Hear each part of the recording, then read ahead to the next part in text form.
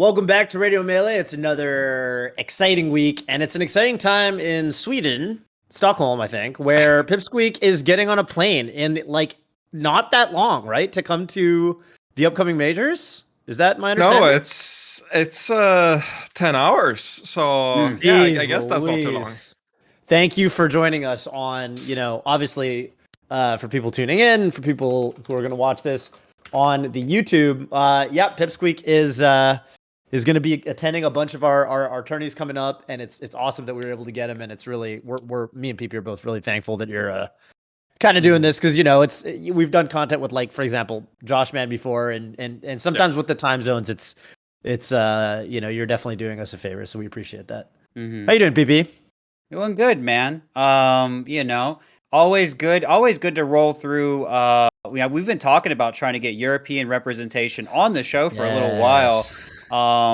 And finally we're able to nab Pipsqueak here. It is after midnight his time, so we're going to be respectful of that. But he said he got a 2-hour power nap before coming on, so we're very thankful that he's going to be charged and ready to go. If you guys don't somehow know who Pipsqueak is, he's won tourneys in the U.S. He's one of the strongest players in Sweden. Very strong Fox player that has a Falcon for Marth. You guys can ask about that. Europe, anything else. He's been working on his YouTube channel. We will either plug it now or later. But regardless, yes. What's the channel? We'll just give the link now. It's Pipsqueak _TV on Twitch, but on YouTube it's just Pipsqueak. I got it. All right, there it is. But that's the plug. That's it. Easy. All right, go check him out there. But yeah, Pipsqueak, welcome to the show. How you doing today, man?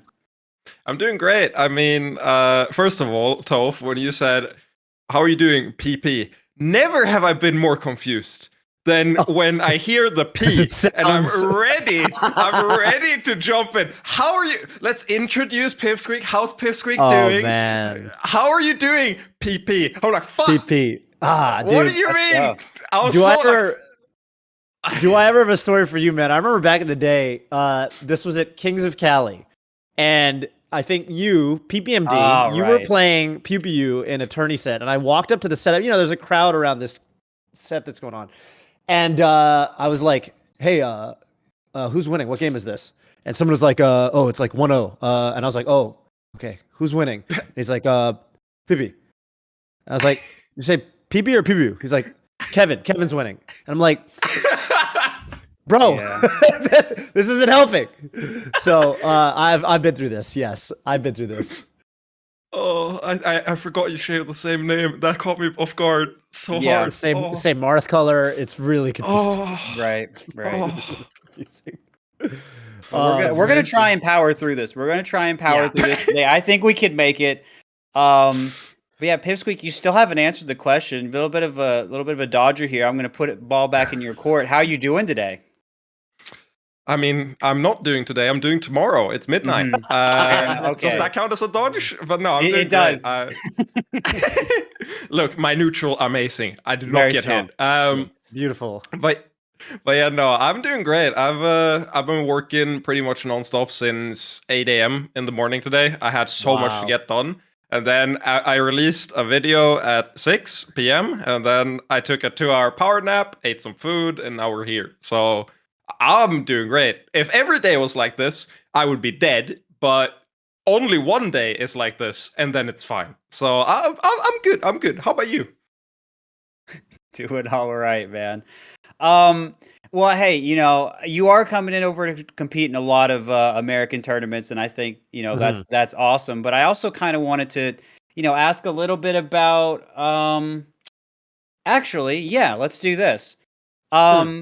I mean, you're a player that we don't get to see a whole lot just because there's a big body of water between us. But when we do get to see you, I think it's always really interesting. And so I'm kind of thinking it can be hard to kind of gauge where you're at. People maybe talk about you a little bit less than your counterparts in NA. So I'm kind of curious, how do you? I guess maybe one way to ask this is, how do you manage that? But the other thing is, do you have any type of goals related to that? Coming over here, is there any type of like player you want to be? Any tier of ranking you're shooting for with this series of tournaments? Is there something you're angling for here? Yeah, okay, that's a really good question. I like that you clarify, so you don't just say the first part of that because that's almost impossible to answer. But the second part is really easy to answer in that last time I was in the US, somehow I dodged playing any top 10 ranked player during the entire trip. So even though I attended like 4 or 5 events, if we count like some smaller events, I didn't play a single top 10 player. And that made me think I was going to get ranked like 40 or like 30 something. I thought I was going to get really low because I was on the ranking team, like I had a ballot and I was looking through the list and everyone around my ranking were like, oh, win over, win over Fiction, win over like Doran, win over Yesterday, over None and all that. I'm like, I don't have this. I haven't played these people. Where's Axe? Axe is my good win. Where's Axe? Like 29 or something, 32, I don't remember. I'm like, man, the one win I need. So, I mean, I really want to get some sets in versus like the top of the top. I think that would be super cool. Especially because I played them in friendlies, right? And I played a ton of them in like various situations. And I went into that trip the last time in the US and I was like, oh, I'm so confident. I'm going to beat everyone. It's going to be amazing. And I just don't play anyone. I'm like, God damn it. I imagine that'll be harder this time. Oh, go ahead, Toph. It's not even like you necessarily you're not even saying, it sounds like you're not even coming into this like, I want to beat those people. I want to play It's almost more like you just want to play them. Yeah. Okay. That's literally it. I guess that's not for you. Do have to make it, to them in the bracket. So yeah, that is something that. Well, I made it to them in bracket, but they DQ'd out. Like Hungrybox was at LTC, and then he wasn't at the last LTC, and I was like, okay, sure. And god damn it! And I lost to Crudo at the function, and then I beat Crudo in losers. So if I won in winners, I would have played IBDW, which is sick, because then I get my big set. Lose game 5, beat him in the run back, and then I play Moki, who's right outside that range. And I'm like, God damn it, still not in there. So yeah, okay. Of course I'd like to beat them, but to me, I think, especially now, because I have so many events coming up, I mean, it's decently likely I qualify for like Smash World Tour, maybe Panda Cup, maybe. Right. And if I go to any one of those, I'll probably go to main stage as well. So given that I have like 8 events, 7 events or something in the future during just this year, I feel like it's really silly if I go, I need to get the win now. I need to beat these top 10 players. No, because it's going to be a couple like months, right, where I just play a lot. And I think for me, the only thing I care about is just making sure I have fun during it and that I keep like enjoying it. Because otherwise, I'll burn out super hard by the end of that. But if I enjoy it, it'll be sick. And then I'll probably get wins, as a consequence of that. They'll come. They'll just come. Like the wins, they'll happen. And, even for me, the tournaments that I've been to when I was competing relatively seriously, every time I said to myself, I'm just going to go and try to play well and have fun, I always did the best. Yeah. So I think that's perfect. And we're getting ahead of ourselves. I should also probably ask you, just to get it on the record, which tournaments are you going to? Like, I guess Big House. Yeah, I'm going Lost Tech City LTC. They're like 5th LTC. There's so many different ones. I won LTC last time, but it's not the same LTC. Different LTC. But yeah, no, LTC Big House. Then I'm going back home for 9 days, and then I'm going to the Ludwig event. Gotcha. And then I don't know if it's public yet, so I don't want to say, but there's a chance I'm going to like 1 or 2 more US events before I go back to Europe again. And then I will do HFLAN, which is like a platinum event in Europe, I think, for SWT. And I won the last one, so I feel like I should, guard the title. Got it. And then I'll probably take like 2-3 weeks in November to just chill, recharge my batteries, and then in December we go probably main stage. Hopefully I qualify for Panda Cup and then Smash World Tour. So got you. Wow. That's about it. So you're heading home briefly after Big House. You're not staying for, because I know there's the Optic event with the pretty big pop bonus off season. And then I also know that I guess in Europe there's also DreamHack Rotterdam, correct? I think like Zane is going to that. Yeah, Sane and IBDW, I think. But IBDW had I don't know if IBDW is still going because of the hernia, but before then he was confirmed. So if I was going to anything, I would definitely go to DreamHack, support, the local TOs. But I think for one, it feels really silly because last time what stopped me from going to Summit was COVID. Oh, and I think I really need that week there because hopefully, if I catch COVID, I catch it after Big House and then I chill for 10 days. And then hopefully things are fine, we're good. Or I catch it before Big House and then go home and chill, And I think doing week after week after week in multiple different countries, going through a ton of airports, I feel like it's a little bit suspicious. And then also just like jet lag is a problem for that. So I thought it'd be better to just recharge that week and make sure I, perform at the ones I care the most about. Because obviously the Ludwig event is like the coolest event Smash has ever seen. So I would prefer not to jeopardize my chances of attending that event. Ludwig would love to hear that. And also, I mean, if anyone thinks that Pipsqueak is maybe being a little too cautious, I would encourage you to go back and check out his. I don't know if you have a video explaining this whole story or anything. I should. But your trip, when you tried to go to Summit, I don't know if or I guess maybe 2 times. Which one? I don't know. Yeah, right. It's been ridiculous how you've gotten stranded places. I think you got stranded in Mexico one time. Yeah, for 4 weeks. Oh my, yeah. So it has been absolutely chaotic for you, and it's been really difficult for you to get to things, and so the caution very well founded, and I just want people to understand that you've really gone through it with your traveling ordeals. Yeah, thank you for the idea. I know what my next YouTube video is. Okay.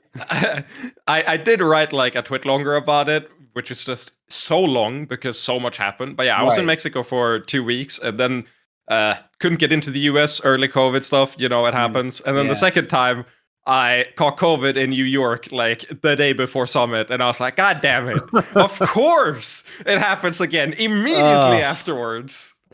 This is something that I'm even, for myself, I'm really coming to grips with is, the last time when I did 3 back-to-back weekends of travel, it was, God, what were the tournaments? So it was like CEO, there was Gommel was in there somewhere, and, and there was something else. And I remember thinking, because I actually got a little bit sick after the first event. It ended up not being COVID. I took a test.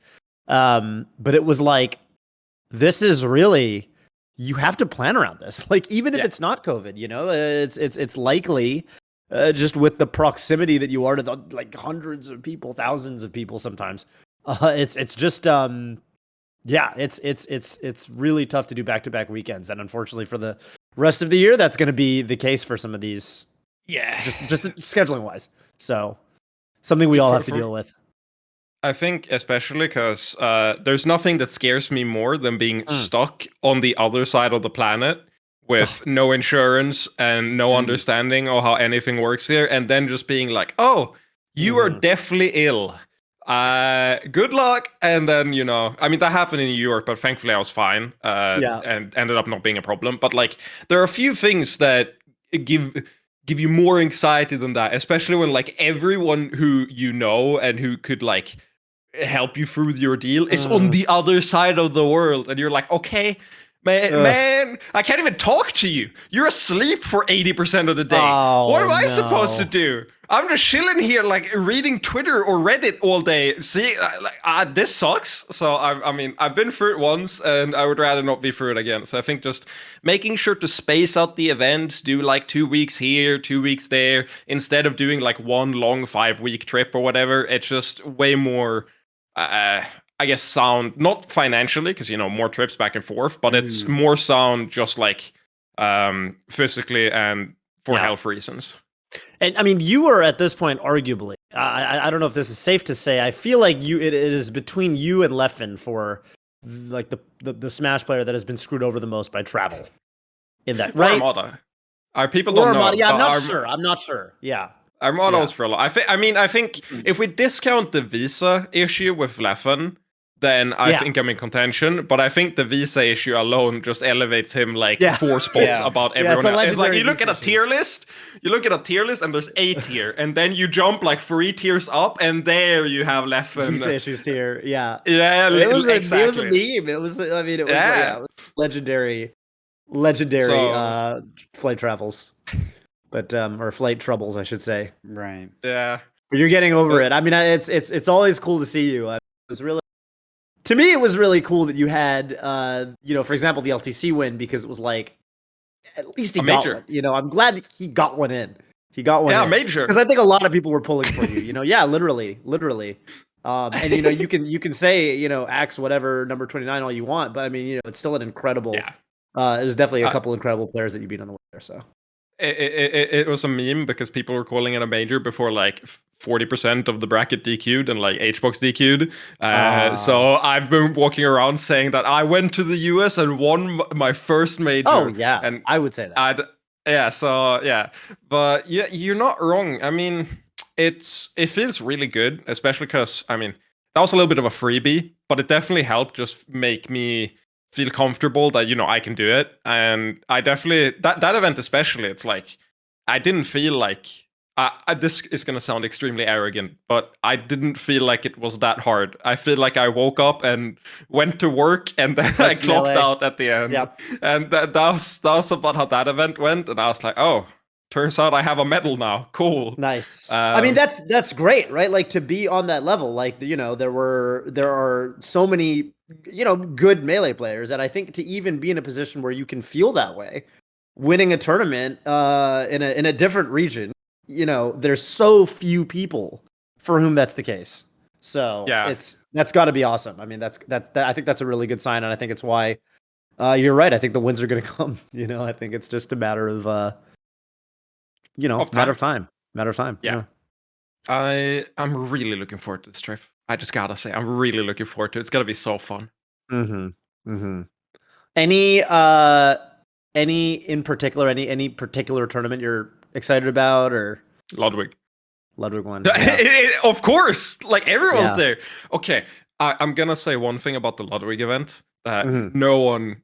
Okay, if I was to bet money on something, I would bet money on this. Solo battle is qualifying. For the top 8 spot into the main event. I am putting money on it. It is happening. If I'm wrong, you can make fun of me. Chance.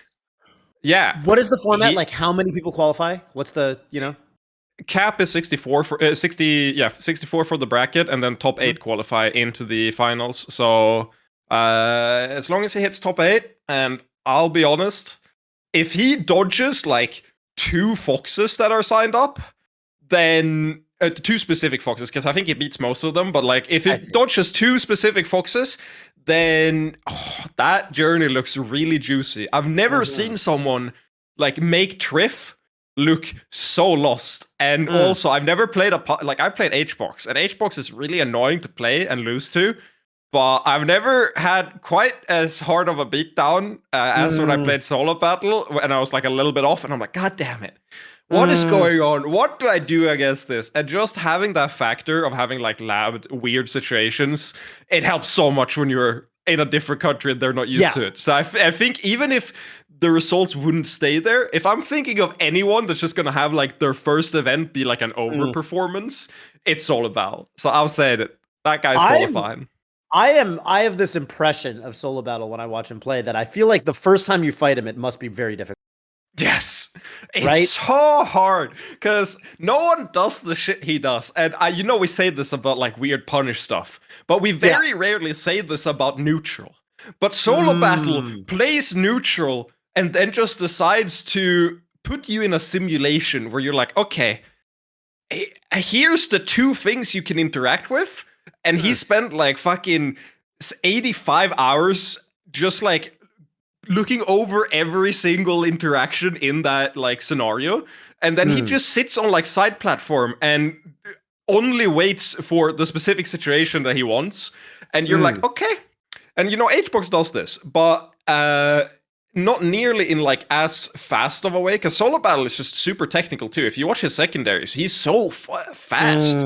He's extremely technical. So his puff is just like teleporting around, and you're like, God damn it. I guess I got drill, edge cancel, rested, and that sucks. Tether, cancel, grab. Cool. I didn't think this was gonna happen. Traded with my first hit of up air and then killed me. Nice. And it's just like stuff like that. I think is gonna hit especially hard in the US, especially versus like slower characters.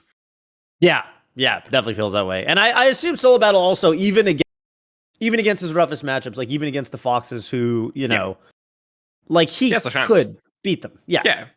The only person I've ever seen make him seem like clueless is Prof, but that's far from every time. It's like every second set looks hopeless, and then every second set looks like kind of down to the wire. So it's like, especially since he hasn't played in a while or like competed. Like I know he plays a lot on net play, and I know he practices a lot. So, but since I haven't seen him compete against the top Foxes, I'm pretty sure that he's better at it now than before, because I know that he has been spamming the like EU Masters channel and going like Fox. Really?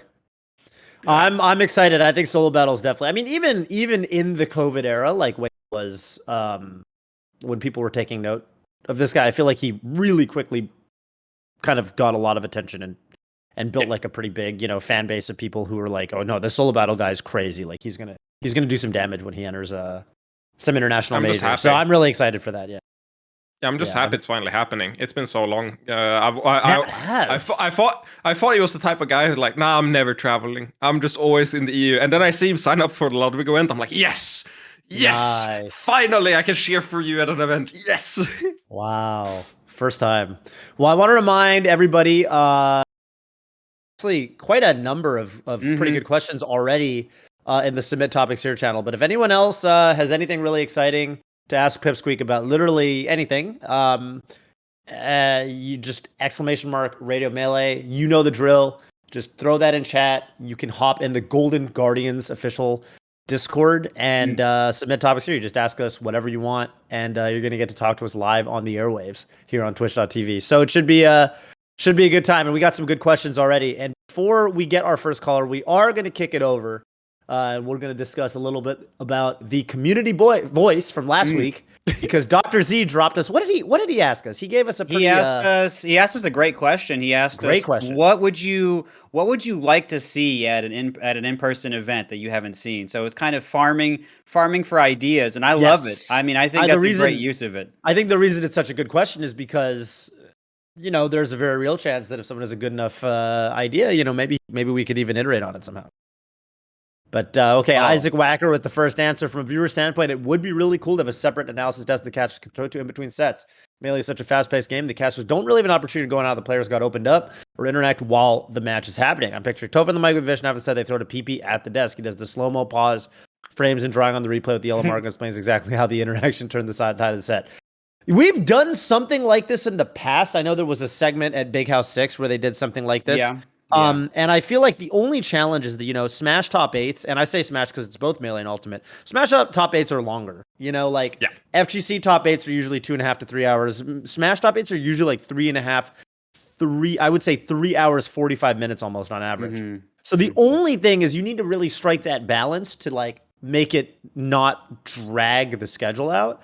But I will say that the technology that some of the production teams like House of 3000 are bringing to the table, not that they're new, they've been around for years, but we've got all this stuff. And if you watch, for example, Shine, where we were drawing, we had the tablets, the commentators were drawing on the thing, and Mech did the Falcon punch, and I think it was Chroma or somebody was drawing a bunch of question marks. Yeah, that was so funny. That made the clip. The clip. Oh, it was amazing. It was amazing. So we do have the technology.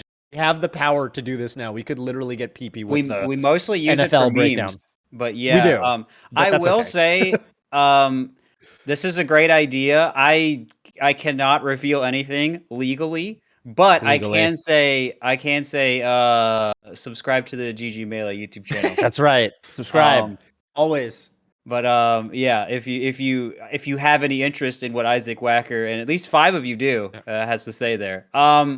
Meanwhile, let's hop over to Terry Martin's answer. Says, I have never seen Giant or Tiny Melee run at a tournament, and I feel like it would be amazing. There are just so many stupid, goofy interactions that happen in these modes. My favorite being that in Giant Melee, Ganon's ledge attack on Yoshi's actually pushes him onto the side plat. I did not know that, but I could also tell you that I think I remember hearing that some people labbed Giant Melee and they had to ban. It was people in Texas. Oh, okay, okay. Well, then there's at least 2 groups of people. No way.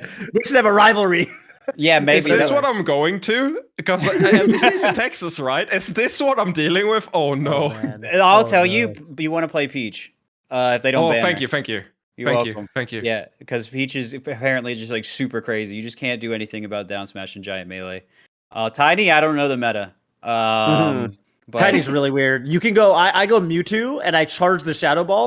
Shadow Ball. Oh, it's so big. Fully charges. It's bigger than you, so some characters can't interact with you. All right, very nice. It's really funny. Doesn't work against Spaceys. They just laser you. Branching off of laser tag was a scavenger hunt or small scale geocaching. Visit all these spots, gather clues, solve the riddle. Like an escape room. That is actually. This could actually be such a cool idea. Have you ever done an escape room, either of you? No. Yes.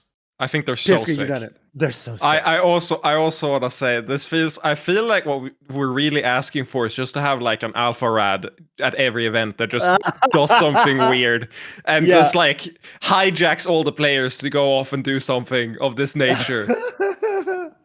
Dude, even at Summit they could do this. It'd be so Summit. Cool. It would work great at Summit. We had that one year. This is like my favorite Summit event they've ever done. That one year we did the hide and seek. Remember that?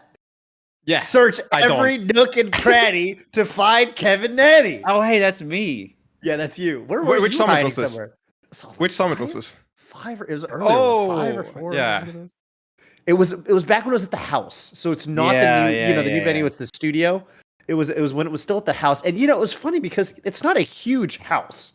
It's a nice house, but it's not like a mansion. People had some good hiding spots. But it was really hard to find some people. Yeah. I was like, what? There's no way there are this many hiding spots. It was because I've played hide and seek as a kid.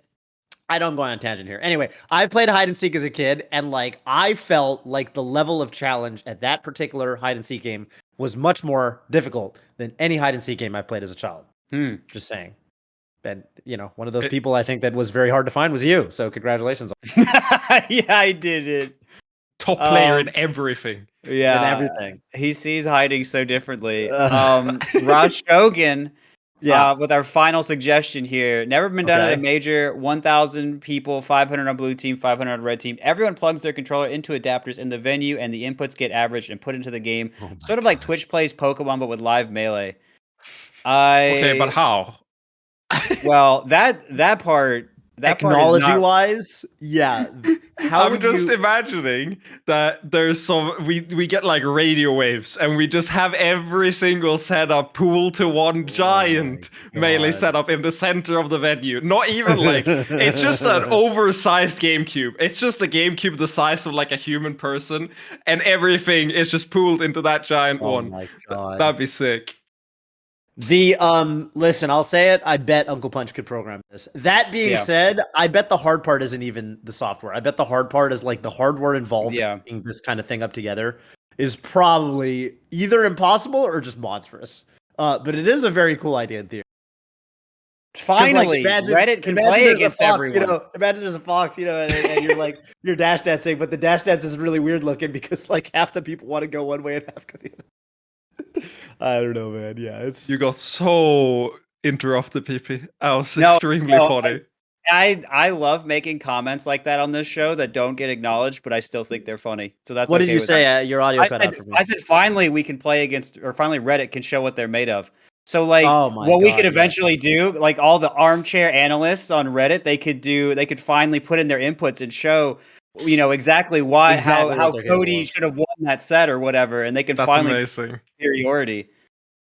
We can have that set. But will the Redditors go to a tournament?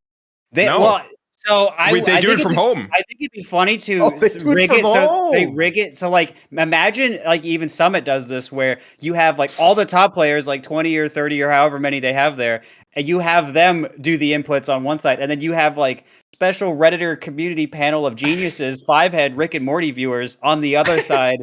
And they're putting their inputs in, right? So and that would be really fun to watch. And then you have like people cheering or whatever, axes popping off and making a pog face while eating pizza. I mean, it's a good time. So how many stocks do they need?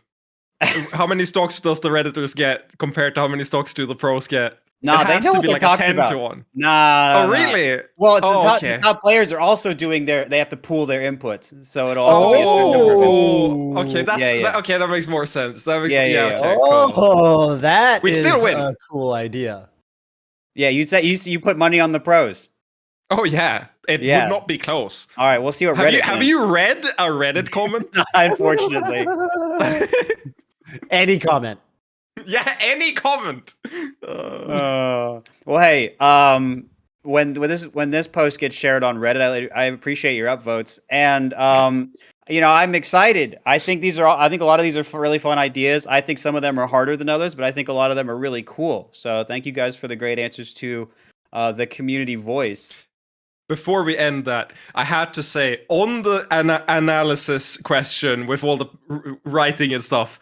Mm-hmm. Give that to me. Give that to me at the event. I'm not a commentator. I wouldn't commentate or anything. Just give me like Bluetooth tablet and then just like a microphone at the venue. I walk around and I'm playing my sets, and then between games I look at what's happening on the stream and I just do the analysis while I'm playing my sets. I'd be so down. That sounds so fun to just be the person that has control of that. It sounds so tiring. But yeah, the good kind. The good kind. Imagine how much people would hate me if I do it wrong. That fuels me. That's amazing. Yeah, you're terrifying. Let's get to our first caller. Thank you so much, everyone that brought in the community voice, and welcome to the program, Kessig. Where are you calling in from, and what's your question for us today, gamer?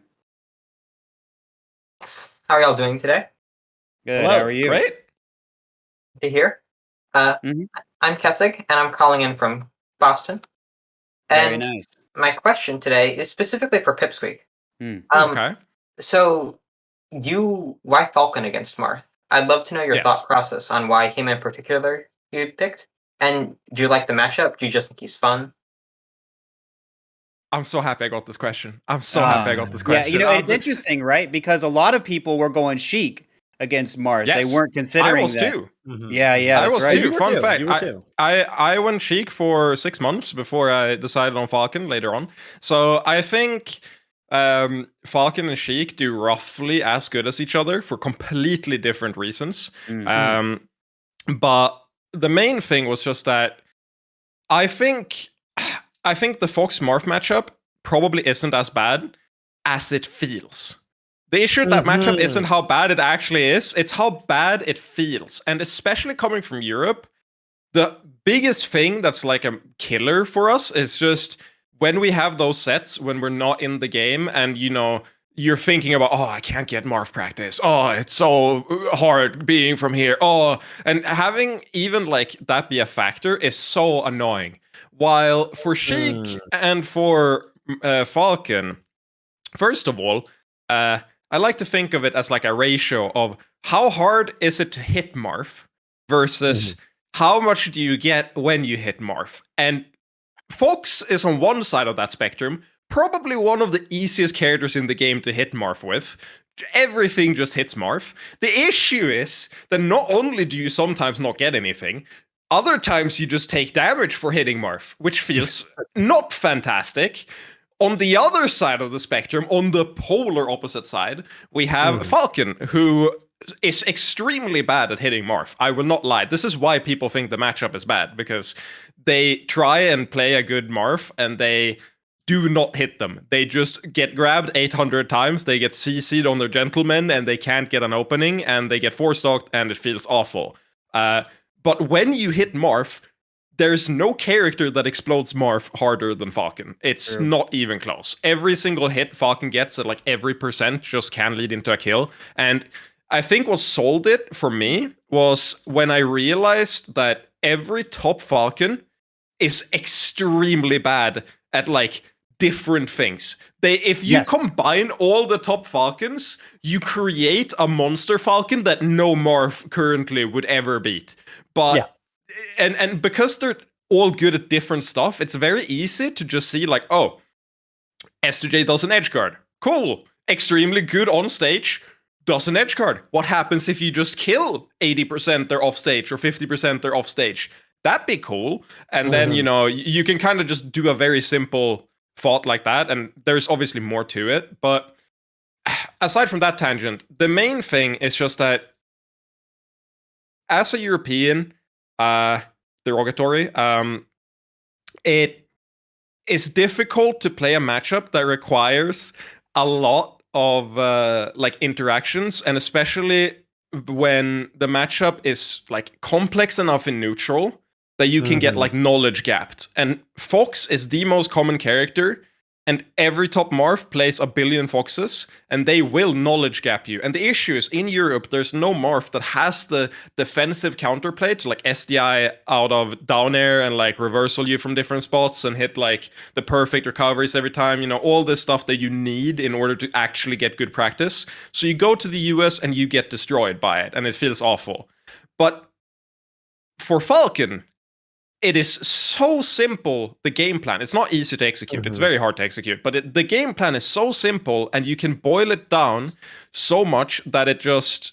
it doesn't matter how much more they know than me if I just run the same, like, easy peasy bread and butter game plan over and over and just out-reward you because I hit way harder than you do. So that's the main reason. And to answer why Falcon over Sheik, because Sheik also does this to some degree, I just got really frustrated playing Sheik. It's so slow in that you get hit and you're in the air for 800 years and it takes forever to land, and you up be on stage and then you're hit off and then it takes ages until you can go on stage, and sometimes that happens like 5 or 6 times. Whereas for Falcon, I just like SDI up and then I go higher and higher until I get to like up be a top platform and come down. And I feel like for Sheik, if you're both stressed, Sheik kinda is losing that situation. There's so many ways you just kinda explode, and sure, you can do the same thing, but the way I like to play, I didn't feel like I was comfortable in the clutch with Sheik, and I just didn't enjoy it that much. Even when I was like comfortably winning, it didn't feel like that interesting to me. Whereas when I played Falcon, I was like, oh, I lost neutral 12 times this stock, and then I hit one stomp knee, and I won. So, I mean, that's cool. So yeah, those are my thoughts on it. I think both Sheik and Falcon win slightly or go even. It's like 55-45. It's very close, but I think they both probably slight win. And yeah, I picked a matchup I believe in. I also picked a matchup that is better for us Europeans because, again, Sheik, a little bit more neutral interactions, a little bit more moving parts in the machinery, things you have to keep track of. Whereas for Falcon, there's really only like 4 things, and you have to be an absolute master at those 4 things. But as soon as you are, you're good. So I thought it fit me way better, and I think they do about the same, and it's more fun. And I like seeing people complain about a character they normally run over. So, you know, all of those things, that's great. This man, it sounds like you almost. It sounds like you're almost saying that the Falcon Marth matchup is almost just more practicable in that sense. It's way more practicable. It's so much more laughable. There are less moving parts, and it's so easy to, like, everything is so cut and like dry because when you do when you're in a losing situation, it's not like it's slight losing. It's always so bad for you. And there's always like 2 ways to get out of it, and they're hyper specific, and it's really rewarding to just sit there and be like, oh, this is the one way I beat this, and then I'm good, and then I just do this. Whereas for Fox, there's 70 different things I can do, and they're all about as good. But then, because you do that, you just get so much more reward from it. Like a good example is just, Marth Nair is so hard to get through, but when I realized I didn't have to be that scared if I'm grounded, because you can just hold down and like hold shield, and if the first hit hits you, you get shield up before the second one. And then you can like roll or grab or like nair out a shield, do a stomp if they go for grab after, like just when I realized that if I'm grounded, I don't have to be scared of his one good move, really. And also, you get hit by it and you have time to crouch before the second hit. So a lot of the time, you just run in and then held down while you were running, and suddenly you're crouching under the second hit.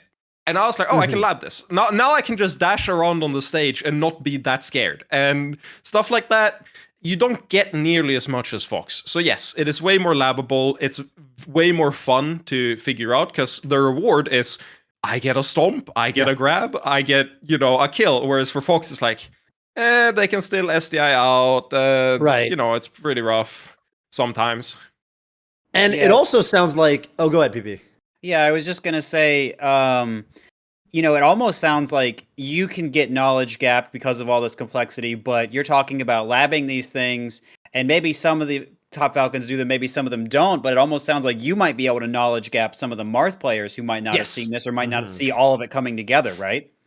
That's the interesting part, is that every Marth I've played in Europe the last few months have told me that they can't get practice for me ever, because apparently I don't play Falcon, I play Falcon. And it's like, when I heard that, I was like, yes, this is the sign. If you can't get practice against me without playing me, we have done something amazing here. And I thought that was a really nice thing, but also, even discounting all of the like practical things, in the clutch, Falcon is a much stronger character than pretty much any other character in the game, because he will just kill you from anything, whereas in order to kill him, you often need like a long extended edge guard or a long extended combo without dropping anything. And that factor, especially while traveling and maybe not having as much experience, is so useful, because I always go into a set feeling like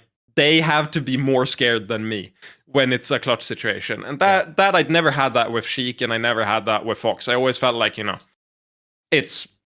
it was way, way scarier then. Whereas now, I'm at 170%, they're at 20. I'm like, one stomp, one grab, and then it's over.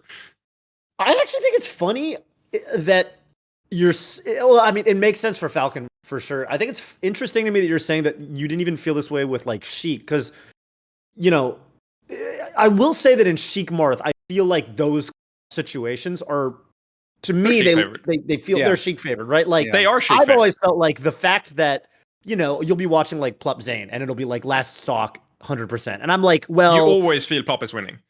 Yeah, because if Plup gets a grab, it will kill. And if Zane gets a grab, he's grabbed Sheik at 100, which is like, it's okay. It's good. So I'll say this. One part is that I happen to know a lot about both matchups on what's not done yet. And the more I think about the future, especially in terms of punish and what the flow charts can look like, I think Sheik struggles more with a ton of like small punish things. Like, even though you don't true combo that hard from like grab in a lot of spots, you can put her in positions that are like check, pretty much, where it's you can keep her in the air with very specific move choices. Like, there's a very specific up air that none of Sheik's aerials, fast fall or no fast fall, can beat. And if you do that up air at a spacing where you still have time, or a height where you still have time to catch your air dodge after, it's one of those things where it's like, that's never done now. You always see Plup trade. You always see like them coming down with an aerial and trading. Small things like that, I know are possible to optimize against Sheik. But for Falcon, the opposite is true. There are so many situations where Marth currently gets a ton of damage and a ton of like free kills that they just shouldn't kill from. Obviously, I think a lot of people know this already. I hope they do. But Falcon is the one character that cannot get like down throw gimped, like basically ever, because you can wiggle out and grab ledge at like every percent, and that is so strong to have. Yeah. And then also, he can. You can't really loop tech chases against him either, because if he like mistechs and you can go for the shield, but it's harder. But if you go for crouch, you take more damage than Falcon does, and then then Falcon's weight is so heavy that he's the only character that you like cannot down throw tech chase. So if Marth is forced to down throw to make sure you don't go to ledge, you just DI away and tech away, and you're on the other side of the stage, and there's nothing Marth can do to reach there, even on like a read. Like he can't run up F smash. You get the shield before. So things like that is just small optimizations. The same thing from up throw. At mid percent, or like 15 to 30, if you get up thrown, Marth can't up tilt you, because you can force the soft hit, weak hit that just sends you to Narnia to the side.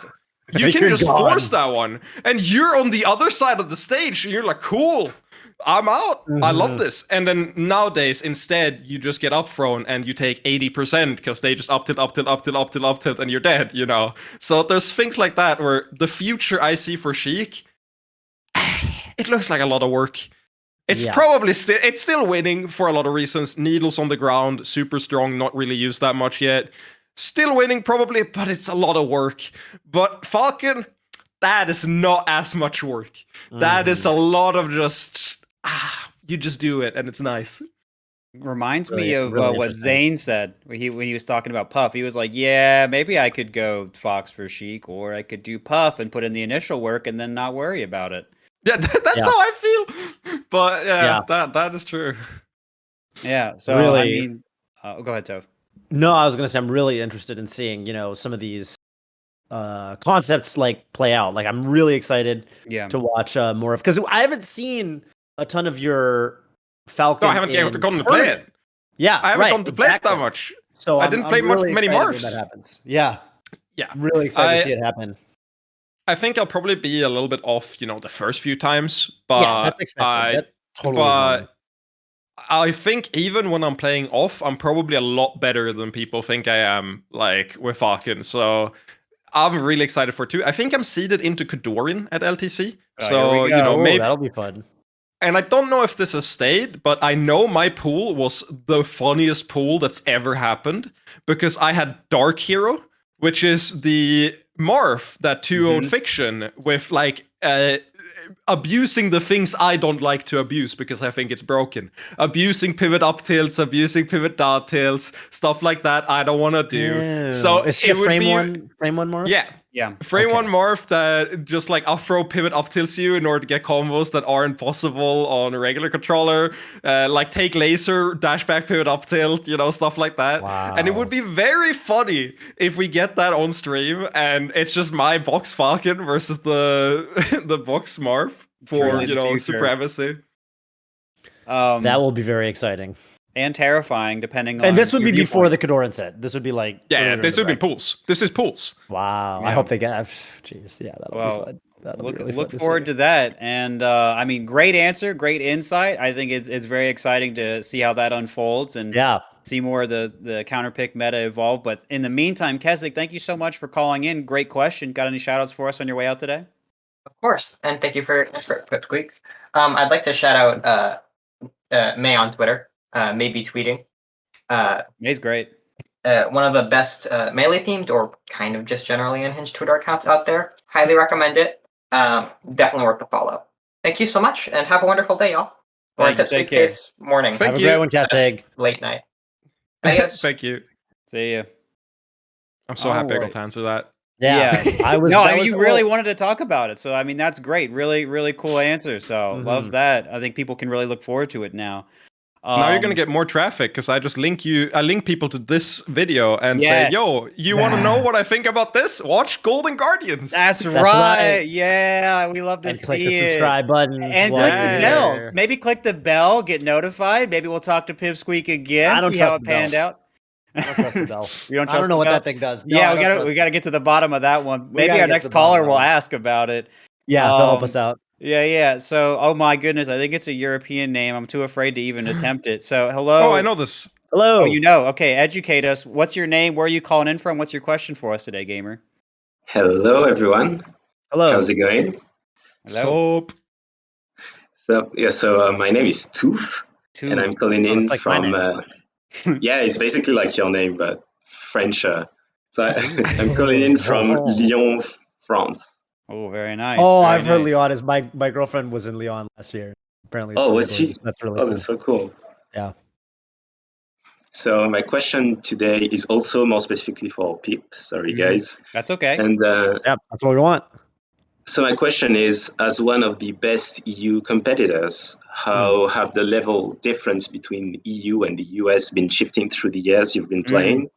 And do you feel EU is catching up to the US?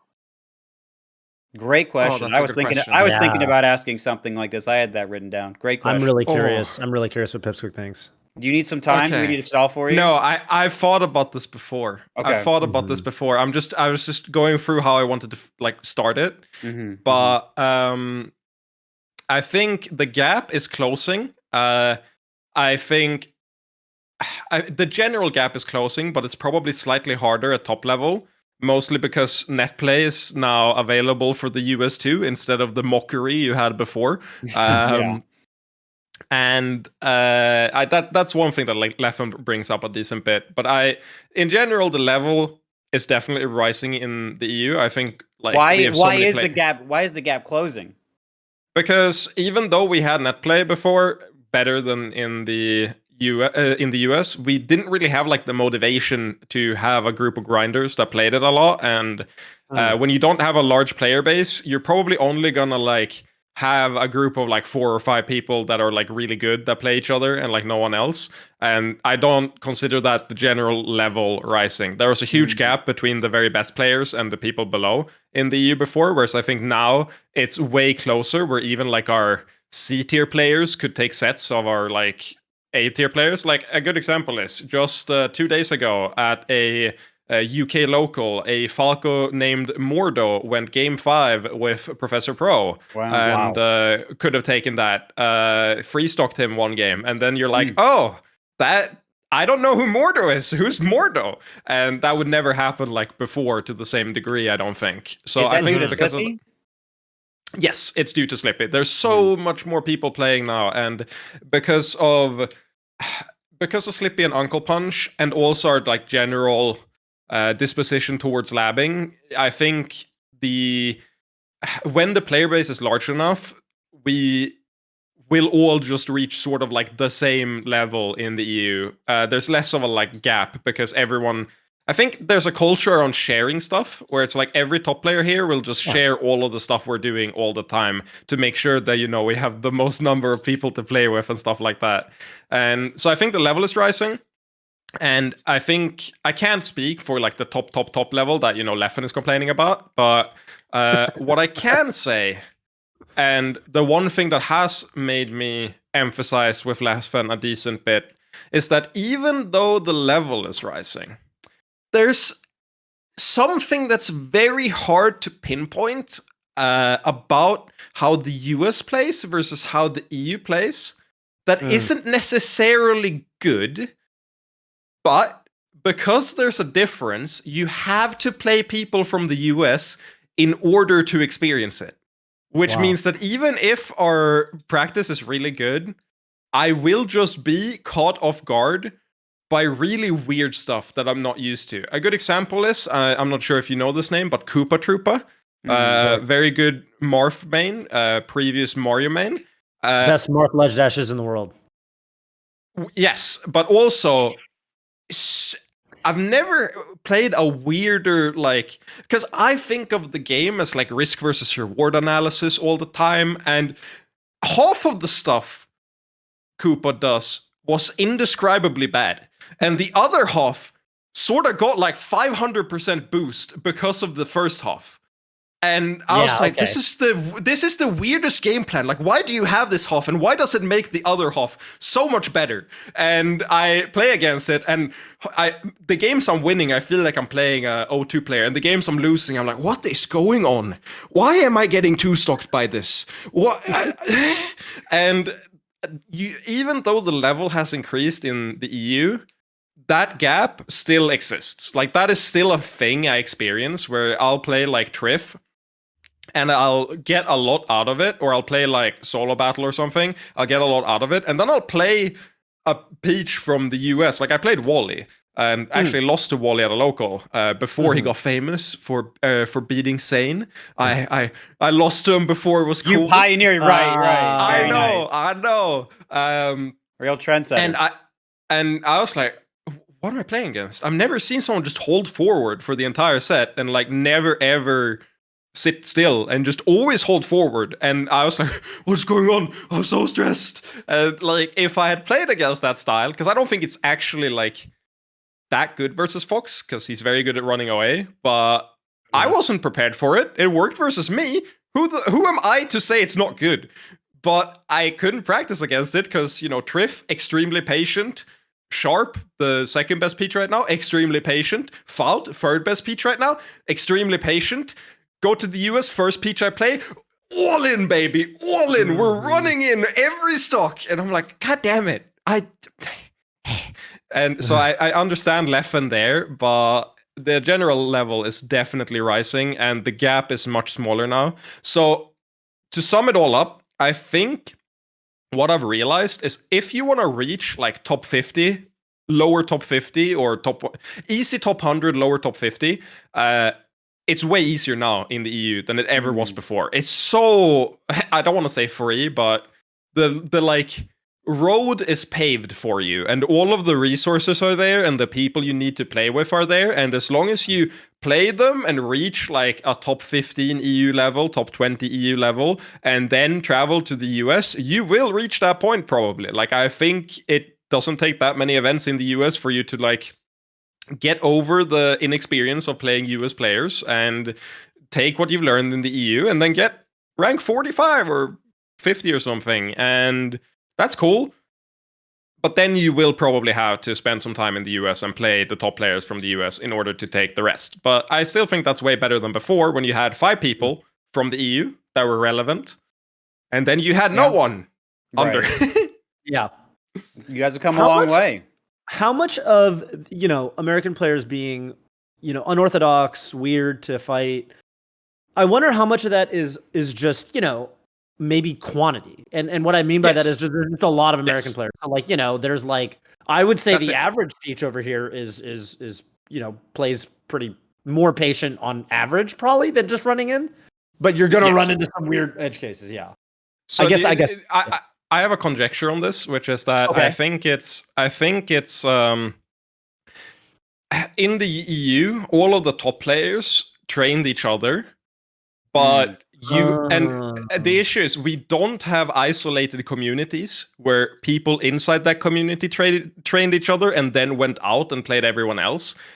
The whole of EU is one community with one set play style that is proven to succeed. Like, if you're at a local and your best player plays in a certain way, your lower ranked players are going to tend towards that play style. Yeah. And that phenomenon happens on a much grander scale in the EU.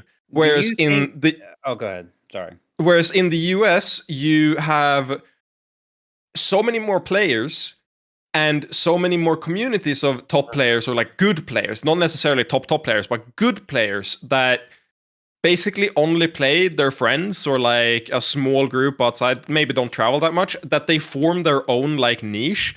And then everyone under them slowly gets some of their like habits and their styles, and then they bring like a weird mishmash to the larger events. And sure, they might, I think a good example is like Moki. I think Moki started out like this, and then now has like extremely optimized flow charts and super strong punishes and stuff, but he still has that like that flavor from being a little bit weird when you started. And like you can add on all the flow charts later, but you can I think it's harder to add on this like culture and maybe like identity from where you started afterwards. So yeah, that's my conjecture for why it happens.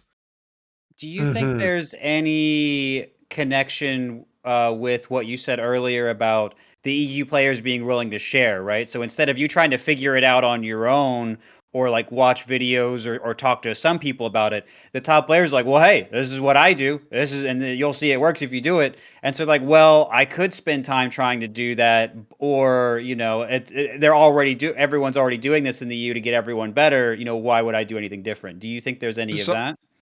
So I would say that this would be true if I wanted to make the EU feel good, but unfortunately, I don't think that's exactly it, because there are probably more people in total in the US that are doing this. So if you want to look for resources, there's probably more US-based resources than there are EU-based resources in total.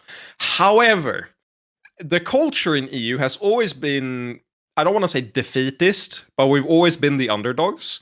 And when you start with that mindset, I think it quickly becomes ingrained that if you want to become someone good, if you want to actually do something in the game, you have to do everything to like get to that level. I think that added pressure of feeling like an underdog means that there's more people taking in those resources. And because of how culture works, right, even if not everyone in a scene does, I think eventually if enough people in a scene does, everyone else will just absorb that mindset through osmosis pretty much. Right. So I think that's largely it. I don't think it's necessarily that we share more. It's just that we have a culture where people want to partake more because they feel like that's how they're gonna make it and actually like get something done. And I say this as someone who went through that exact thing. Like that is me to a T. So yeah. Yeah, that's interesting. And it almost makes the case of solo battle that much more interesting, right? Who just does everything, it seems like his own way, who just forget all that. I mean, maybe you have to if you're tough. I don't know. Yeah, I mean, Solo Battle has talked a lot with other puffs, and there used to be a blog called Alex Puff Stuff, which I know they read through a ton and like stole concepts from and stuff. But I mean, once you reach a certain level, you will just lab on your own. Right. Like I lab a ton, and like that's sort of that's the natural conclusion of that. When you decide that you're going to do everything in your power. At the start, even if it's not super character specific, because we didn't have that many like puffs maybe in Europe. Right. Even if it's not super character specific, you become a good player and you steal all of the concepts you can, and then you say, "Oh, let me just lab all the broken stuff with my character to make sure that I win when I should win, even when I'm playing bad." And then you say, "Why has no one else done this?" And that dopamine hit makes you do it more and more. And I think you realize you can gap people. You can knowledge gap or execution gap. That's it. There's nothing more satisfying than coming from penguin country in the other side of the world, and you go to the US and no one's ever heard your name, or all they've heard are the whispers in the dark, where people are like, "Solo battle is so good," and like everyone when they say that, that could mean anything. That could mean anything. Right. There's no level that so good describes. So they come to the US and just gap everyone, and you're like, "Oh, I guess they're amazing." And there's nothing that feels better than gapping people like that. So yeah, you're right on that one. I'm sure that like, especially for people like I'm sure Amsa and I'm sure he extensively Amsa loves that. Still does. Probably literally still does. So that does sound extremely cool. And coming back to the other question, it makes total sense to me why you're a strong believer in Falcon Marth. Because I think it just fits the bill. It literally, I think that is the kind of matchup you play if this is the sort of thing you want to push, which I think is exactly. Yeah. So that is 100% it. I think Sheik does about as well, or maybe even a little bit better, but I don't care because it doesn't fit me the same way. Right. Yeah, that's very, very cool. PB, did you feel like just as a because nowadays, like Pip said, there's less regional specialization and things like that. But back in the day, obviously before net play was invented and stuff, you would see this. You would see discrepancies in regional styles. Oh yeah. Like way more than you do these days, right? And so did you feel like you did this to a certain extent? Because I remember when you were kind of exploding onto the scene, it felt like you were presenting I don't know how to describe it, but like a play style or like a there was something about, I think, your Falco at first and then later the Marth, but it felt like you were hitting these gaps, if that makes sense. Does that? Yeah. Do you resonate with this at all? Yeah, and I think, I mean, I didn't have the same level of separation, that Leffen might have had, but I had my own separation in that, I was still far away from high level players in the state, and then once I was the best player in my state, then it was very far away from people I could get good practice from. We didn't have net play then, even the delay based, and there were way fewer majors. People gotta remember there were way fewer majors, so you're also playing those less often. You're playing Armada once a year, maybe twice a year. Right. And so I spent time doing analysis and coming up with my own solutions to things. So it is similar in a way. We didn't really know how to lab or practice or anything back then, but I had analysis, and that was my thing I knew how to do. And so I would say, okay, well, there's this thing and it's hard, or this thing combined with this thing and it's hard. So what if I did this, or what if I did this, or what if I went here first and did this, and then it turned into stuff that you would see later, but that was the continuous process. And so I think it's different today, and I think it's more holistic today, which is cool. But it's been something that it's always really gratifying to see someone who can put all of their stuff together like that, because I could certainly resonate with it. Shadowboxing. Yes, sir. I remember reading through the shadowboxing thread. The shadowboxing, yeah. I always think about your shadowboxing thread when I do actual shadowboxing, which I do a lot of you do days. That. Yeah. I do that. Yes. Yeah, that'd be an interesting thing to discuss. That's pretty cool. Well, I know this was a question for Pip, so I don't really have a way to carry this forward. So I know we have another caller waiting, so I'll just say thank you so much, too, for calling in. I know it's very late over there in Lyon. You got any shout outs? True. I don't know if he's done a power nap before he called in. So good night. Good night. And do you have any shout outs for us on your way out today? Yeah, absolutely. Thank you for your answers. It was really interesting. And I have a few shout outs. First of all, to the French melee community as a whole, and also the sub communities like Smash Lyon, the Mana community, absolute homies. Special shout out to my homie Shotwin, and to the Samus R&D Discord. Great resources over there. And also, shout out to hopping into a sauna before grand finals of the tournament. Oh, that was so funny. And then still having to wait for like 30 minutes before I got to play. Oh, my lord. Yeah, I'm sure people will explain this one to you guys. And anyway, I'm off to bed. And good night. Good. Sleep well. Good night. And thank you for your question. Of the show. Yeah. Thank you, guys. Awesome question. See you around, Toph. See ya. So sauna? There was there. Smash Camp, I'll speedrun this so we can take more calls. But Smash Camp, we have a Swedish thing called Festa, which is party in Swedish. And it takes place on a small island in the archipelago where we ferried CRTs there and then booked half the island for just the Smashers and then had 150 people there for a full week. Wow. And there's another one next year announced. You can check, I don't remember the official Twitter, but I retweeted it. So you can check my Twitter to see what I retweeted right before this. But last time we had so many floaties. Vincessant came from the US, if you know what that is. We had like Sharp and Dady and Faut, and we only had floaties. And there were it was only Peach and Samus. That was all the floaties. And that matchup takes 8 minutes. And it's not that they're timing each other out. It just takes 8 minutes in order to hit each other that many times. So I got to winter finals.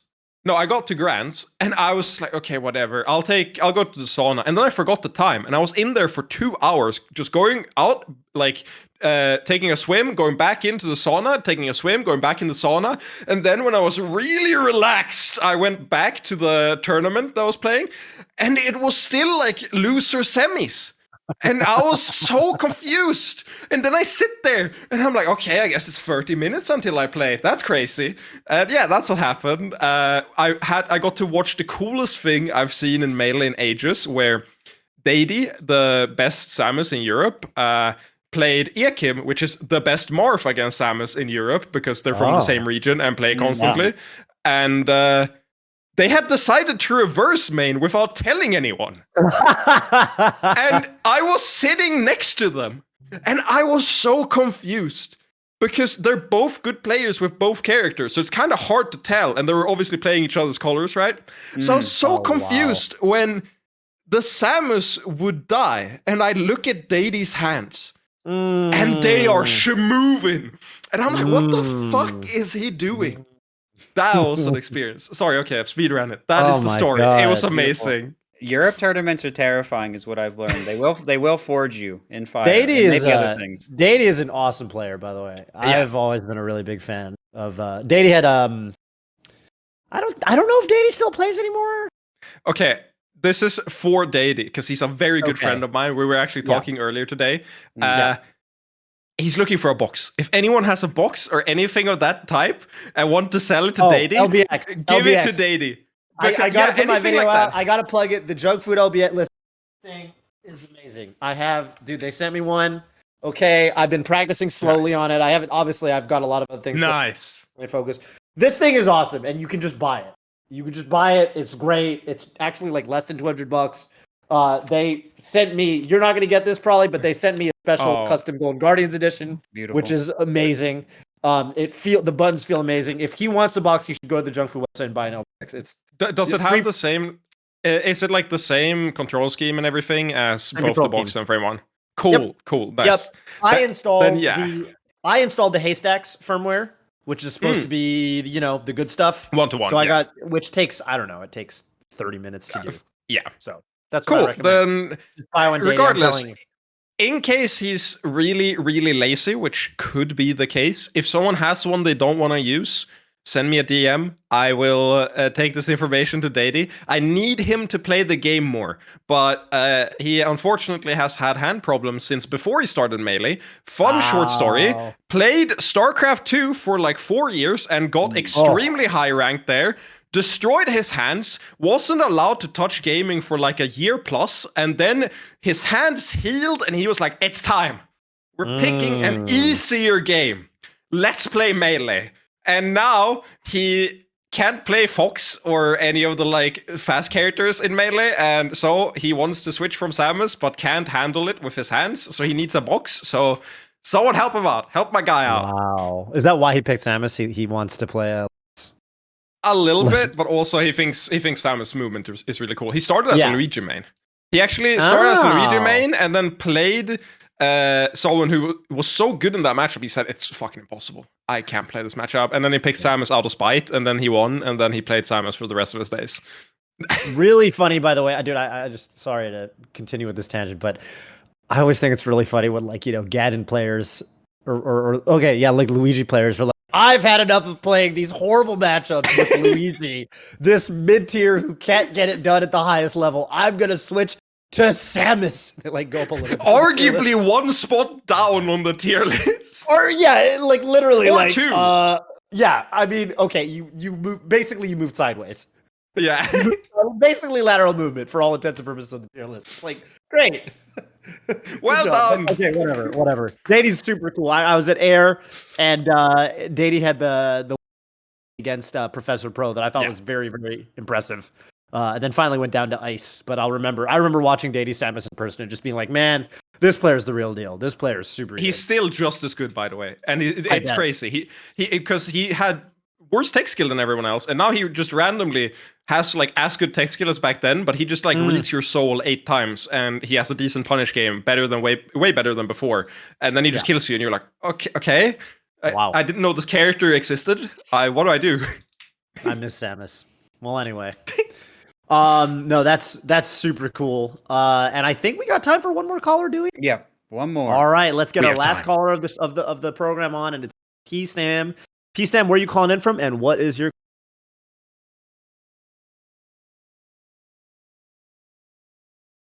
pause, champ? What's your question for us? Hello. Hi.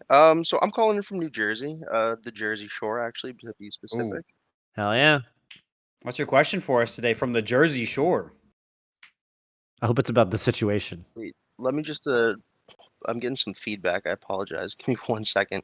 All Okay. right. Yeah, no problem. Yeah. So my question, so it's specifically for Pip, and it kind of follows what you guys were just talking about, more about like the prep side of being a player, specifically a top player in Melee. And I've been thinking about how Melee kind of, at least to me, it seems like a lot of small games packaged into one game. Like just for instance, there's the work that you do at home, like prep, lab work. There's in-game adjustments that you make. You guys went over a lot of like what your process is at home, like the work that you do before you get to a match. But I'm really interested to hear like how you practice those in-game adaptations, and also just as kind of like a little side question, do you think maybe top-level foxes have a bit of a harder time with this issue, specifically because paradoxically, because there's so many resources for Fox, you can Yes. answer so many of the questions at home and not have to make those decisions in the game. And then when you're presented with it, which eventually when you reach some level you will, it can become a problem. Yeah, I actually think exactly that, almost word for word. So that's a really good question. Again, I'm really happy that we've gotten 10 out of 10 questions, like We got really one good after questions each today. other. Yeah.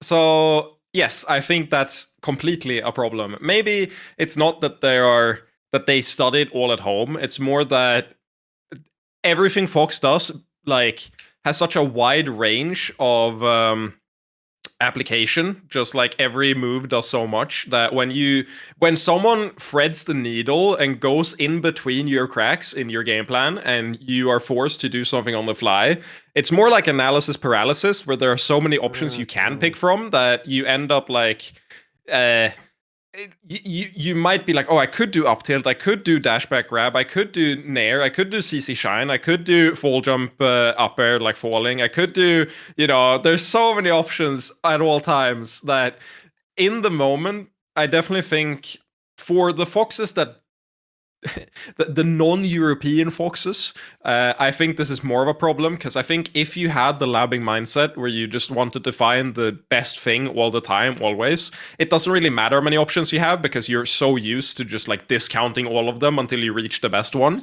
But for everyone else that just sort of, I don't want to say like cruised to that level, but maybe went more by intuition and stuff like that, I think it's a larger problem. The issue is, I think every fox is affected by it in the middle of a set, but I think it's more likely that I can like add it to my game later, which brings me to my second part of that answer, which is that I don't think it's that you run out of things at home that you can practice. I think in general that mid-set adaptations only happen when the gap between your opponent and you and both of your knowledge is small enough that they don't like run you over, because Melee is a very unique game where as soon as you reach enough of a knowledge gap, it doesn't matter if they make the small adjustments, because the mental stack, favorite term ever by the way, the mental stack is so in their favor that even if you make the adjustment in order to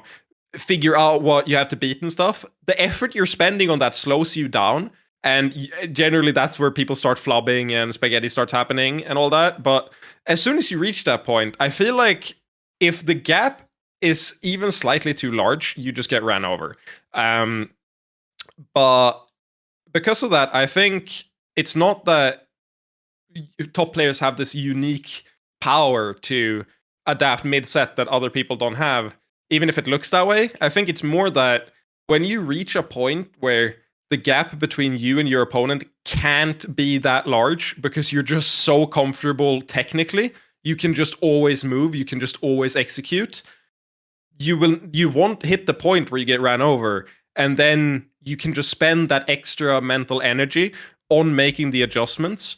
And then the interesting part to me is that I don't think those adjustments just happen during the set. I think they're almost always things that people have thought about at home, but like you have a theory, or like you have met the problem before. I don't think anyone is adapting mid-set to something that they haven't played against or seen or thought about before. I don't think that's really happening on a large scale. I think it happens on a small scale, maybe subconsciously, maybe consciously, but I don't think it happens like with large game plan changes. So I definitely think that no matter which character you play, it starts at home, or rather, it starts when you lose. It starts when you play a top player and they do something you don't have an answer to, and maybe you figure out 2 answers, and then there's 4 things that they gap you with, like that you don't have time to figure out, and then you figure that out at home, and the next time you play them, you have 6 out of however many things they have, above you that they beat you with. You have 6 of them figured out, and then you just like build up until you're close enough that both of you are presenting each other with those new things that you aren't used to. And then as soon as you reach the point where both players have to formulate new answers on the fly, that's what I think people are looking at when they're looking at mid adaptation.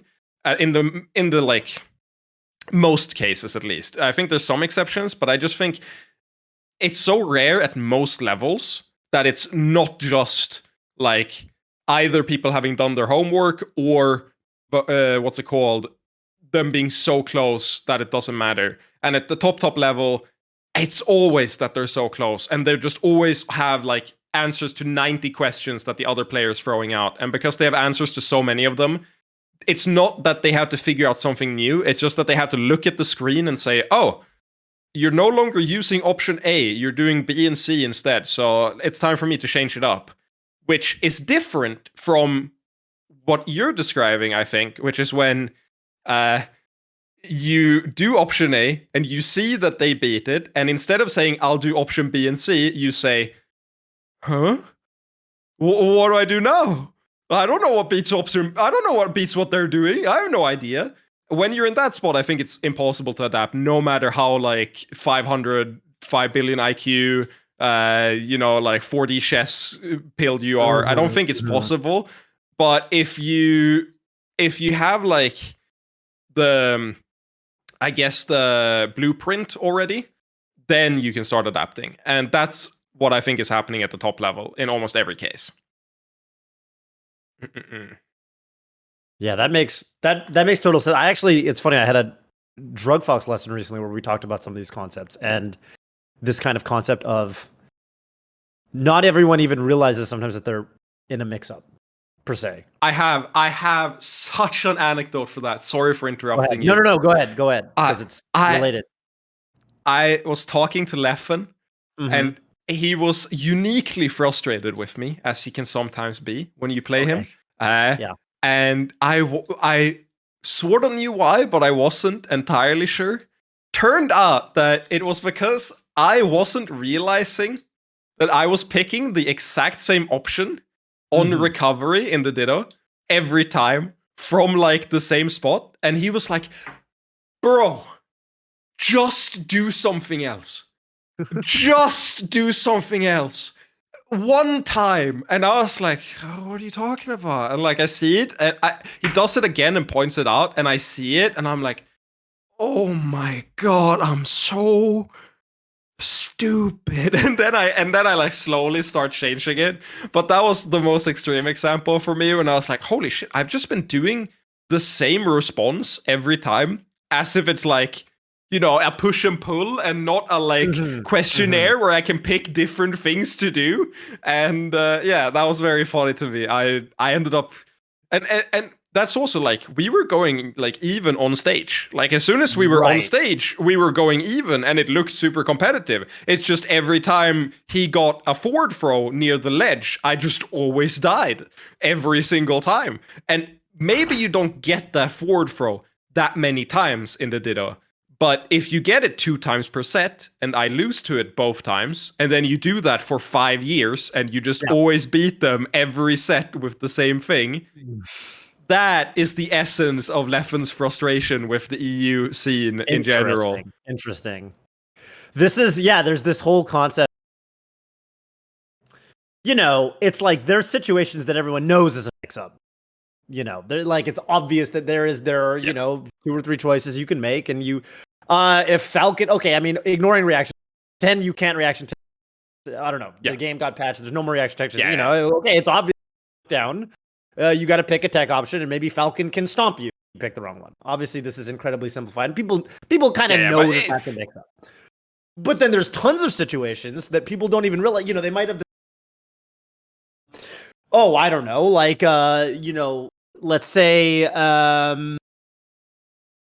player, and they always have this start walking and they telegraph that they're going to throw a forward smash out or something, and they never do anything different, and they always go into this walk and they walk a little bit and they throw a forward smash, things like that.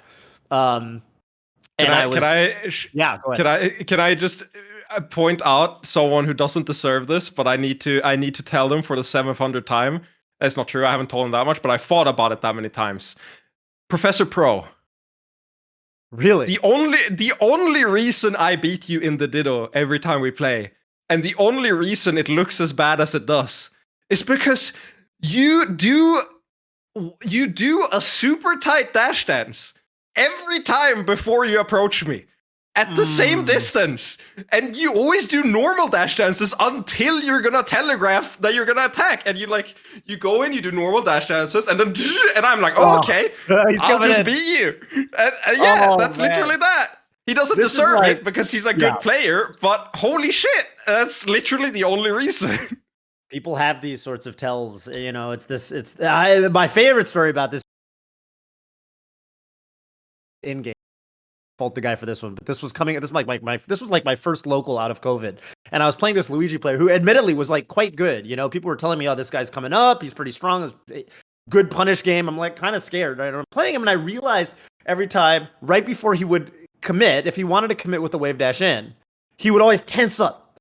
He would like I could, and I realized I'm sitting next to him, and I'm like, I could almost feel it, like I could see his arm tense up, and I was like, I actually know exactly what he's going to approach. And I just started miraculously, just hitting him out of his approach every time. And I got more and more confident. And as the set went on, I could dash dance at ranges that are ill-advised in the matchup because you're telegraphing your wave dash in by tensing up your forearms, which, okay, it almost felt like cheating. But, point being, you do what you gotta do. It tells you, yeah, exactly. It's tournament, bro. You can do what you gotta do. You take those, and that's something that it's especially if there's a quick dash dance or something, you got to notice. And adding on to that, like if they do that and you start beating it, then they get more stressed and their habit becomes harder and harder to break because they're so stressed that they do it more and more. It's really funny how self-destructive that is. Like it might start as a small thing and then just get worse and worse the more you abuse it. PP, have you ever felt like something I used to say on commentary like years ago? It's probably not really as true anymore. I felt like it was true at the time, was that I felt like the top players, and I think Mango was pretty good at this. I think Mango was the best example of this. I felt like he was very good at taking people into mix-ups that they didn't realize they were.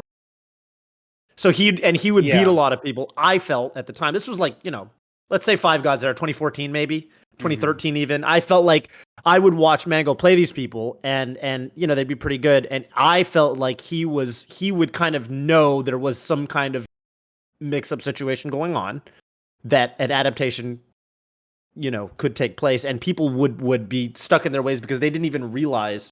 And like Pip kind of alluded to, or spoke about, to a certain degree, it was one of the ways you break these sorts of habits is self VOD review, for example. But it was just harder to do that back then. You didn't have slippy replays the way you do now. You record your matches and stuff. So, did you feel like this was something that you, I don't want to say exploited, but noticed?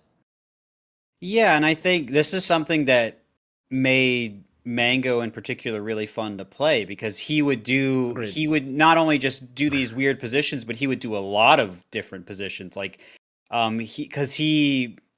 he's someone that, like when he's messing around in friendlies, he's like, okay, well, what if I did it this different way? What if I did this move or this set of things and whatever?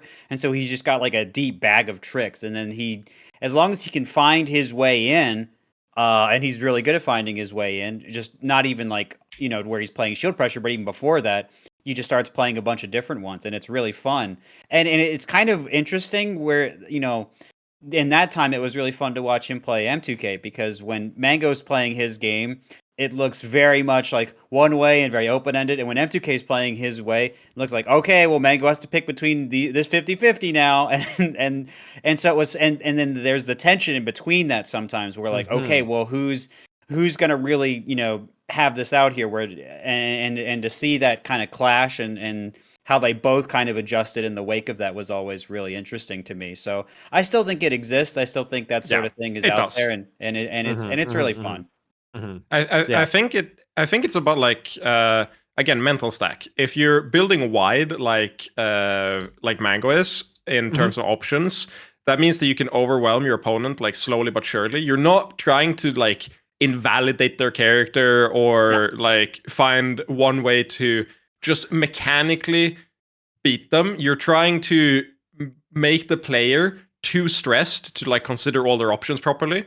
And this simplifies it a lot, but I always think like the stress of figuring out how to beat two options that are really, really strong is sort of like the opposite of the stress of beating a billion small options. And when they play against each other, it becomes a really interesting dichotomy, because either the person with two strong options just runs over the other player because they're inherently more efficient at what they're doing, or they slowly start crumbling and they stop being able to execute that well. And that's because I think their mental stack is just like too tall, and they can't like keep everything together because there's too much to consider. And I think that like balance, it's like the difference between throwing a super strong move out or bleeding someone out slowly. And I always think the Mango style, despite how flashy it can look, I think in terms of like a full set, he's a player that just bleeds you out in terms of like mental stamina. It's really funny because I was even remarking recently on a thing I was doing that we were going back and reviewing like Mango Armada sets over the years. And it's really funny because when Armada would win, it would often just be really dominant. It would be like, exactly. 3-0, 3-1, not close. And when Mango, but anytime it was like game 5 and it got grindy, Mango won those more often than not, and it's really did not look similar. It would look Mango would be grinding him down. It's exactly like you said. That is why I, not obviously those sets specifically, but that theme is what I've noticed and why I think that way. Yeah, 100%. And we're starting to see, even obviously it still happens. It still happens. It still happens. It's just that the level is so much higher baseline that I think most players, when they look, it all looks the same because everyone just kills everyone from one hit anyway, But the difference, even if it's smaller, the philosophy is still there. And, there's selection pressure to maybe like optimize some things. But if Mango wants to have more options, he's going to have more options than you do.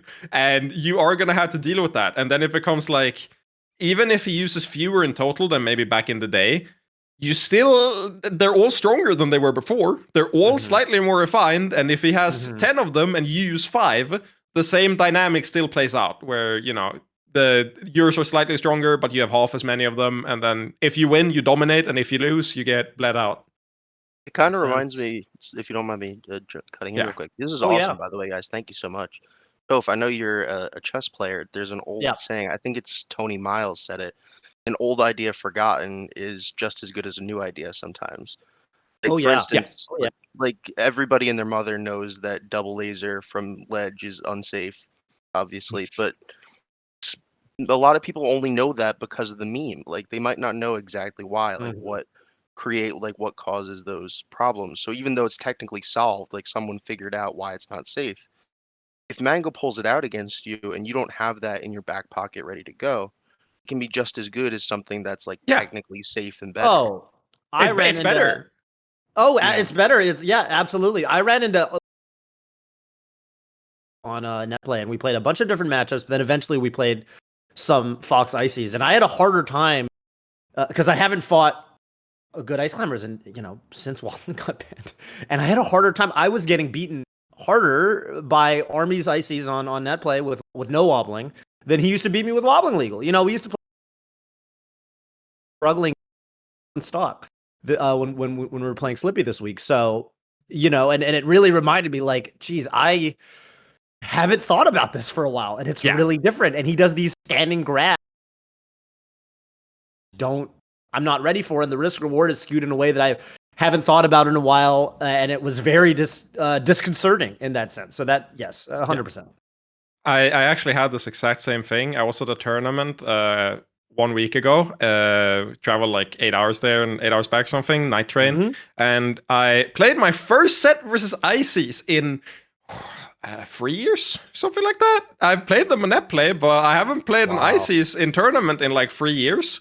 And I lost that set, except I won. In that it was game 5, and I should have lost, but they did regular get up instead of rolling up, and I won that. But that was like, that would have been the upset. Like, you would have heard about it probably, because it's like, oh, Pipsqueak lost to this Isis that's like rank 8 in Norway, and I was like, there's no wobbling. But what do I do against this? I don't remember this. So I definitely feel that. Yeah. Also, on the like double laser thing, it's just better if they don't have an answer to it, because it's so easy for you to do. So if they don't have an answer, you just do it instead of ledge dashing, and you won't SD, and you will just like get back, and it's just better because you have a hitbox in front of you. So that brings it to like a very small tangent that I always think one of the most important skills that EU players have that American players don't have is that if you find something that works, we will just keep doing it. Because it's on you to prove that it shouldn't work. It's on you to prove that, and rotating options until you find that one like wedge that you can hammer down in order to win is such an important skill set that I think a lot of players like neglect. And I think, sure, you can like make your options like 10% better, like your tech chase consistency went up a little bit, and like maybe you're a little bit faster neutral, but it's just as valid to just like get better at rotating between your options and finding the wedge to like hammer in against that specific player. I think a really good example of this in recent years, like probably my prime example, is Ginger. Ginger does side B from ledge so much, but it's good. And he's labbed it and figured out that it's good. But the reason it's good is because ledge dashing has conditioned us to play at a certain spacing and in a certain way to beat ledge dashing that is incompatible with how you beat side B. And even if it's not incompatible, the mental stack is so tall that it's like really annoying. So even if it turns out that it's not that good, it's going to beat even like really good players because it's so annoying to deal with. And that to me is like peak old tools being good again. Like everyone memes, don't side B from ledge, don't side B from ledge. One top Falcon does it, labs it a little bit, you know, fucking shines, it polishes it a little bit, polishes it up, and goes, oh, actually, no, never mind, do this, and then it's good again. Because, you know, it's the old wisdom coming back again. It's strong. Yeah, it's even like even I played Squid a couple times, and I'd play Squid, and Squid would just, you know, if I went to the spacing where it's easy to punish this, he would double laser, and if I got a little bit closer to the ledge, try to punch double, he would side B, and it was annoying to deal with. And you know, exactly. There's ways you can kind of cover both, but it's like it's more precise than you know than you might be ready for. And I think in the heat of the moment, if it's a tournament set. Sometimes you even kind of run, at least me, maybe this is less prepared. Obviously, I'm not like a top 100 player right now, but like sometimes you run into these kind of options where you're like, okay, I know the answer that covers, you know, the space of options that I'm having trouble with right now, but I haven't practiced in a while. I don't have the confidence to do that. No, and this always happens. It happens a lot, right? Okay. It happens at every level. You can never escape this. It happens for smaller and smaller situations. But I think this highlights, I think, one of the most important things about any form of fighting game out there ever, which is that this is a situation that highlights a like imbalance that no one like ever talks about, which is how hard it is for you to do something versus how annoying it is to deal with. In that even if this is solvable, the amount of effort you have to go through to solve it, if we talk about mental stacks again, it's just so much more on your opponent. It's like, even if they practiced a part of this, like maybe they punish double lasers every time, then you just start side being every time. Like all you have to do is pick the different options. The execution is just pressing 2 buttons. It's not difficult, you know. And the execution for them is like, okay, I have to dash forward and then I'm gonna CC the laser if I read it, but also maybe I should bait it and like dash forward but then wave dash back so I can, punish the side B instead because I'm at a better spacing. And they have to think about all of this shit, whereas you are like, I'm gonna side B from ledge, or I'll do double laser this time. And that imbalance is so powerful in fighting games in general. Like, I think people talk about objective strength of stuff, like this is in the game mechanically, this is the hardest thing to beat, or like this does the most damage and stuff. But having easy execution is also such a big deal. Not just for consistency. Like, sure, you can SD while you ledge dash, but even if you discount that and say like you never SD when you ledge dash, the fear is still there, and you still have to think about it and do all the inputs and stall correctly earlier and all that. Whereas with side B from ledge, you kind of just do side B from ledge and stuff. Yeah. Oh yeah. Yeah, that's a really, really great example of that. Awesome question. To P Stam from calling in. It's super fun to talk about this sort of thing. 10 out of 10. 10 out of 10. Really great questions today overall. PP, did you have anything else to add? Oh no, it's a good discussion all around. That's it for me. I just wanted to thank P Stam for the question and good discussion. And if he had any any shout outs for us on his way out today, that'd be great. The floor is yours. First off, shout out to you guys. Thank you so much. Thank you. I love the way this whole thing is set up, the informative parts of it, also the portions where you guys go into tangents and it's basically just 3 guys bullshitting at a local. I love that. I'd love to see more of that in Melee media. It's fun. As for shoutouts, for me, I guess shout out Swedish Delight. Hell yeah. He is scary and he's coming back, and y'all better watch out. And I also give shout outs to the new school of Jersey Melee, B-Bats, 404 Cray, Wally, of course. Mm-hmm. Thank you so much, guys. This was awesome. Thank you. Have a good one. Thank you for calling in. Before anything else, did you know that Swedish fish isn't Swedish? I did know that. Armada loves to say that. Oh, I really am just Armada too. God damn it. But yeah, a Swedish Delight. I was like, is that like a candy or something? No, it's just not a Swedish thing. I don't understand. What is it with calling things Swedish that aren't Swedish? And we don't have them in Sweden, really. God damn it! You really do just like steal everything. Swedish fish, Swedish Delight. Polish isn't Polish. It's either the world. It's a tragedy where the world is heading now. Cultural I don't even appropriation think French fries aren't really French, are they? No, they're not. You know, Tex-Mex isn't Mexican. Is it Texan? I think it's Texan. Okay. Yeah, it's not made from Mexico. Yeah, but it's just their imitation of it. Yeah, it's just their imitation, and it's not Mexican food. It's crazy. Well, I tell you what, Pipsqueak. I tell you what, man. If you want some truth, I think this is your moment to grab it. You know what I'm saying? This is your moment to ask the community anything that you could possibly ask to get the truth out from the good people in the YouTube comments. It is time for your community voice. It could be a serious question. It could be a funny question. It can be whatever. Maybe you're inspired by something we talked about here today, or there's just something you're curious about. But the floor is yours. What would you like to ask? Yes, please. Why are Europeans automatically villains? I'm not talking about me specifically, but what happened to make Europeans the villain? There's Australia right there. They're even more of a minority that you can call villains. I don't. Why us? Can you explain this film? I don't perceive Europeans as. I know. I get it. Don't. Genesis 1, Armada was the enemy. Armada was the guy we had. And then Leffen showed up. Obviously a villain. Well, okay, that one is easier. That one's easy to answer. That one's easier. And now, my epithet is also the villain. I don't know where this happened. I don't. I went to LTC, and first of all, obviously no one cheers for me. Hang on. I gotta because the other two top 3 were Mech, who plays Falcon and is Falcon punches off stage and stuff, and then Axe, who's Axe. Dude, who's gonna cheer? So I don't care about that. I'm cute. I could be your Axe. Yeah, you're right. Okay. Yeah. I mean, right. This will only help. Yes. Yeah. He's cute. Why not? YouTube commenters, consider.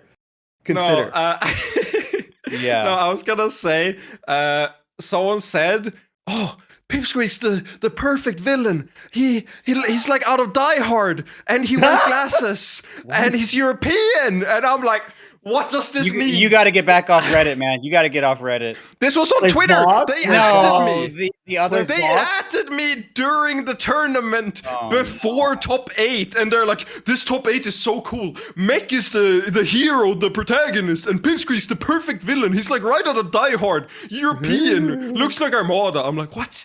What is going on? Have what you am seen I Die Hard? Here?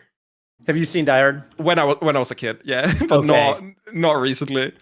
I don't want to, out of spite. I could have watched Die Hard after that comment, but out of spite, I decided to never ever watch that movie now. I don't need to know. What is that name? What is that guy's name? Hans Gruber? Who's the fucking dude? That villain is fucking sick. I love the bad guy. So at least I would take it as a compliment. Well, no, I have ran with you know who it is? It's Alan Rickman. Snape. And he's awesome. Yeah. And he's awesome. I watch other movies with him. Okay, yeah, Alan. But I've avoided Die Hard. Actually, I have seen Die Hard. I just forgot. But yeah, no. I've ran with the epithet. It's just I'm noticing a sort of like theme, you could say, and I'm worried because on my end, I think it's really funny. I think it's super really funny. I mentioned it earlier. You were like, "Oh, you're scary," because I'm like, they'll hate me for something. I remember what it was, but like that fuels me to some degree. I think it's really funny when I'm just a guy from the EU and people are like, "Oh no, Pipsqueak's gonna do this. Oh no, he comes to the US." You know, like I think that's super funny. But if Solo Battle comes to the US and is automatically the villain, I don't want to stand for that. He doesn't deserve that. He's just chill. You got to draw a line somewhere. I will say anecdotally, Professor Pro has never been the villain. Have you seen his PM set? The Snake Ditto? Have you ever seen more of a villain? Well, I was cheering for him. I was excited for his dance. 100% cheering for Pro. Yeah, I'm just. However, he's also not European. Oh, here we go. Okay, Pipsqueak's out to fight everyone. Okay, yeah. I don't know why you're called the villain. That's weird. That's strange. Yeah, I don't know why. I think it is just because you're European. I know there is no other continent is the United Kingdom? You have to give it. Rather, he's European, but he's not an EU player. That's true. He's not EU. That is the distinction. They Brexited. They did Brexit, and. That means I'm under no obligation to defend Professor Pro in this. He can be the hero if he wants, but he does not represent me and my history. That's okay. So funny. Is it fair to rebrand this question as "Why are you the villain?" Because I think the YouTube viewers.